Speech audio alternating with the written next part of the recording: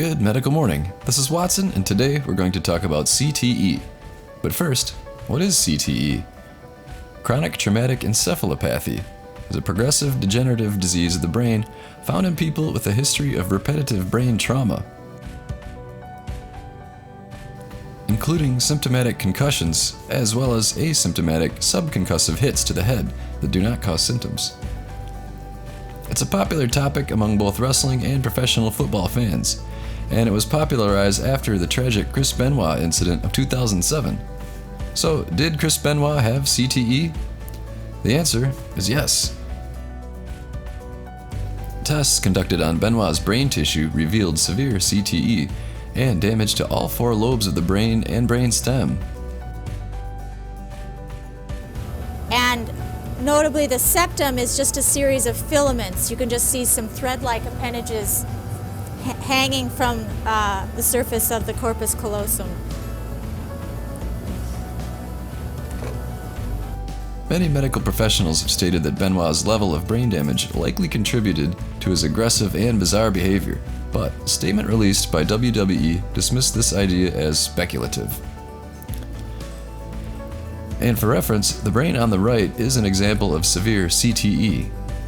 You can see the physical signs compared to a normal, healthy brain. So how many NFL players suffer from this type of brain damage? A new study suggests that CTE may be more common among football players than previously thought. A study published Tuesday in the Journal of the American Medical Association found CTE in 99% of brains obtained from the National Football League players, as well as 91% of college football players and 21% of high school football players. The other features of this brain are this tannish ribbon on the outside of the brain with very prominent small blood vessels. That's not a normal finding.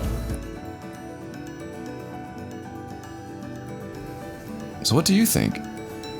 Do chair shots like this potentially cause brain damage? What about the constant bumps and falls of being a professional wrestler? Is the sport causing permanent damage to many superstars?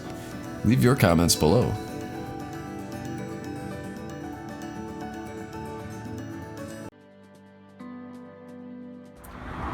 I've always had trouble sleeping at night.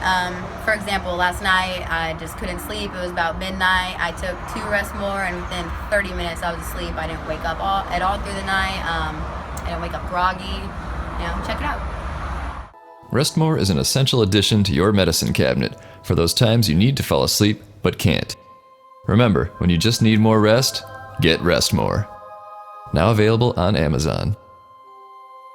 Good night.